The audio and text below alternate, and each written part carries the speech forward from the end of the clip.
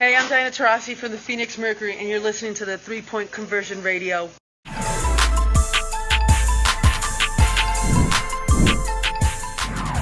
Fantastic career. Thank you. It seemed like after the game that you wanted to maybe just walk off and just maybe didn't want you to know how to. But just now that you've only had like 10 minutes of the process. Yeah. How does it feel? Kind of weird. Definitely surreal. I think initially you feel sad about the season and the game. Or I felt sad about the season and the game. And I then think as the emotions started to come to the surface, that's also what I know deep down, and that was my last game. So it was a combination of those two things. But overall, it just feels kind of weird.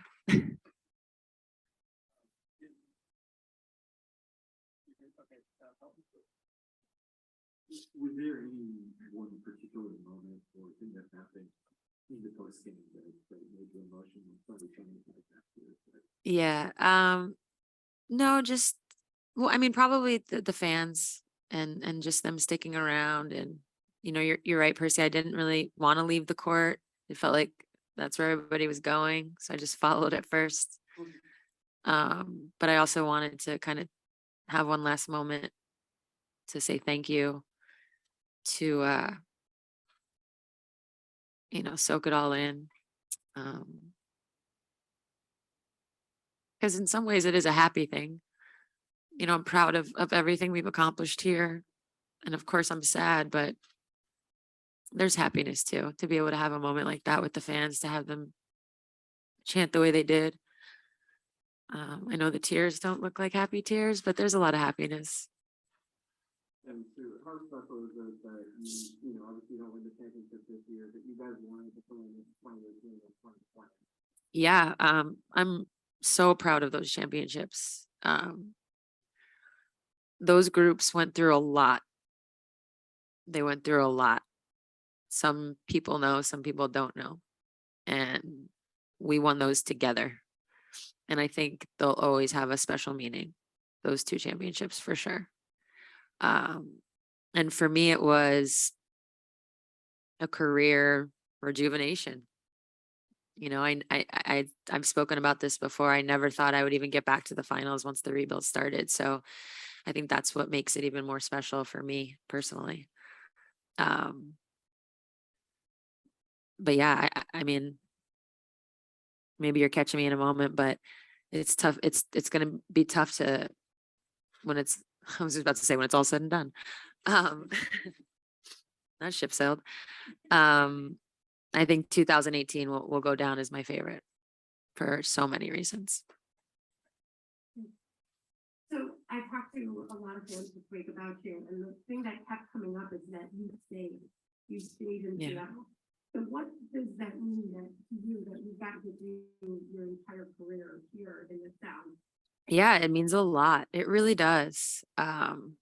I've expressed this before, just being able to share this experience with the same fan base, with a city, with a community, being a part of their lives, them being a part of mine.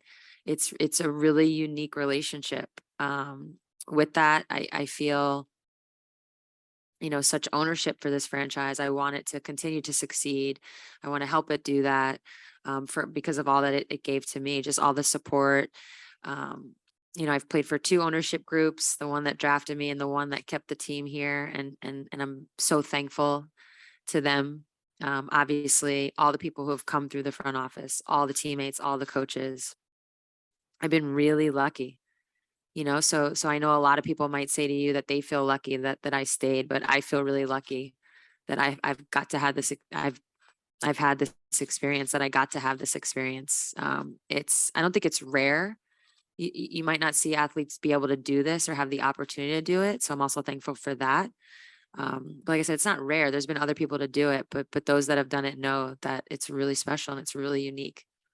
And I will be able to take this with me for the rest of my life. And that is really special to me. So now that the moment has arrived, are there any second thoughts you feel like maybe there's actually something left? Imagine.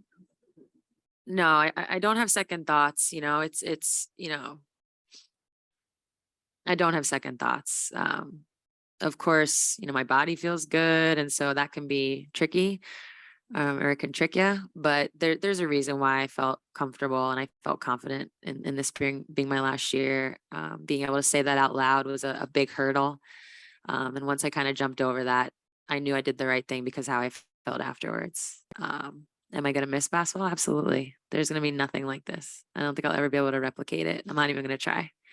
But no, I know I made the right decision. Stu, I think in previous years, the way that you guys played these four games, we'd be talking about doing from the final. Yeah. It seemed to be a pretty spectacular series in terms of the quality of the play. Can you sort of describe what these four games were? Yeah, they were, I can only imagine from a spectator standpoint, they had to have been some of the best games they've ever watched. Just the shot making, the play making, the swings, the back and the forth. That's exciting basketball. And I think we had two teams that have some really special players and really special talent. I mean, wow, Chelsea Gray was unbelievable. Unbelievable. Asia, unbelievable.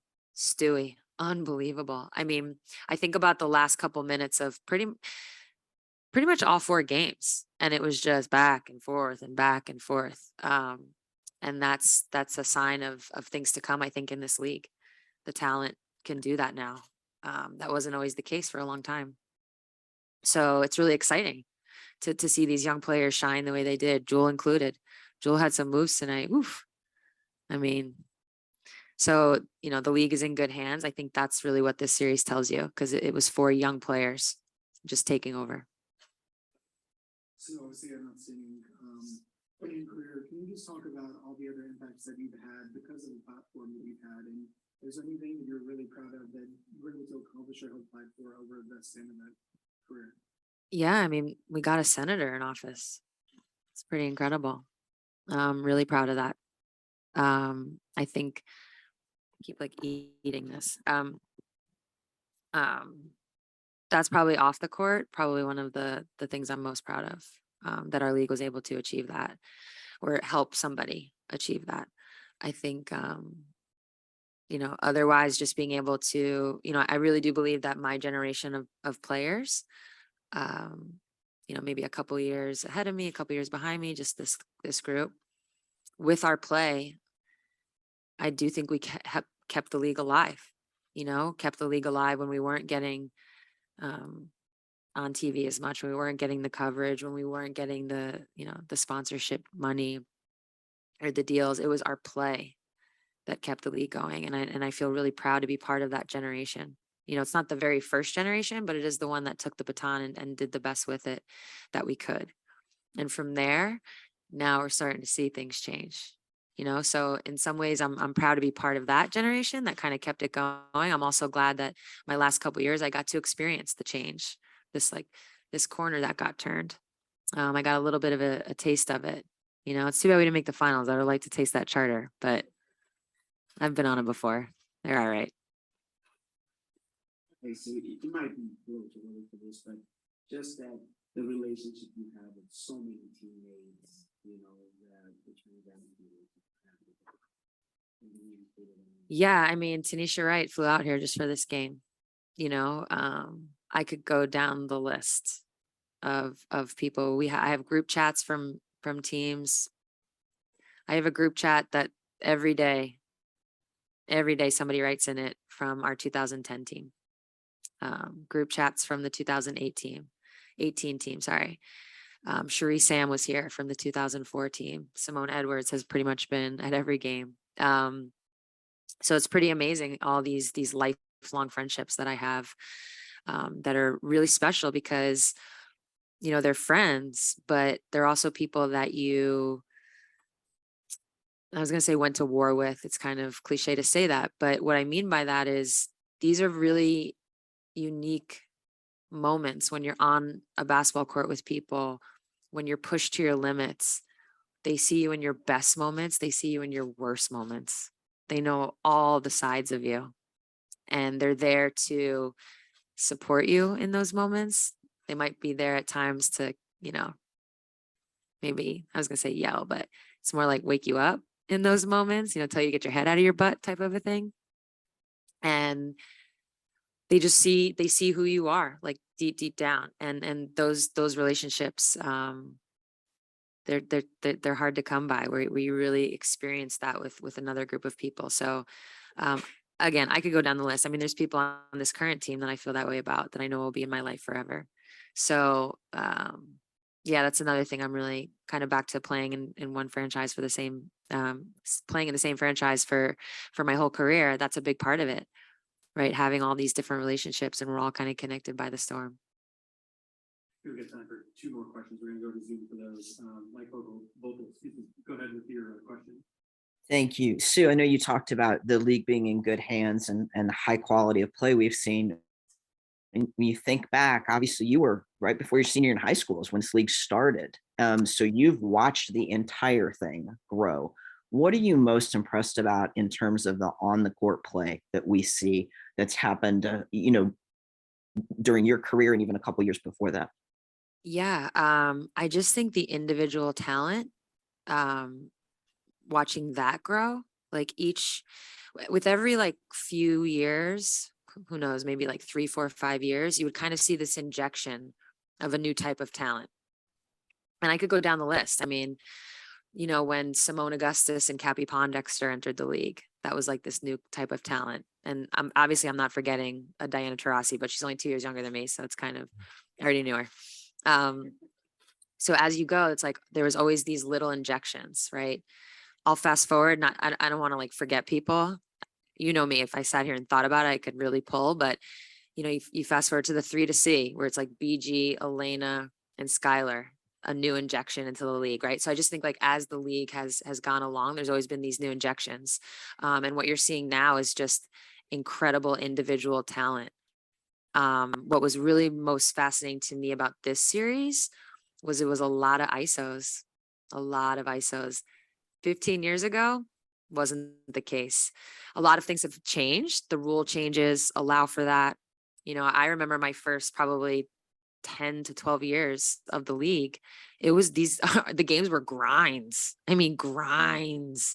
You know, the year we won in 2010, that's how we wanted to play. We wanted the scores to be in the 60s.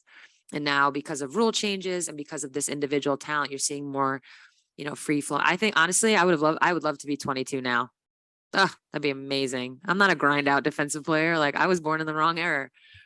It'd be amazing to play now as a young pup. But that's what's exciting about it, you know, and that's what sports is. They evolve, they change. You know, of course, our counterpart in the NBA, we see it in the NBA, and you're starting to see it now. It's just starting to evolve and change, and it's getting very exciting to watch these individuals go at it. And that's what this series, I think, really showed us. Thank you. Last question, Jackie Powell. Go ahead, Jackie. Hi, Sue. You talked about how this franchise went through a rebuild and how that was something that was really special to you. So I'm curious what you think it takes for a successful rebuild to happen in this league, and what about that process, or what it taught you, what that process taught you in your career. Well, you got to get the number 1 pick. That's pretty much what this conversation is. Let's be honest. I am not encouraging tanking. I understand this is not what you want to have happen, but I can name maybe 2 teams that have ever had success, like going to the finals, winning a championship, that don't have a number 1 pick on them, or don't have, you know, multiple top 3 picks. I think women's basketball, you know, given that we only have 12 teams, I also think women's basketball, when you have special talent, that's when you win. You win a championship because you have a player like Stewie on your team. You win a championship because you have a player like Lauren on your team. See, I keep eating this.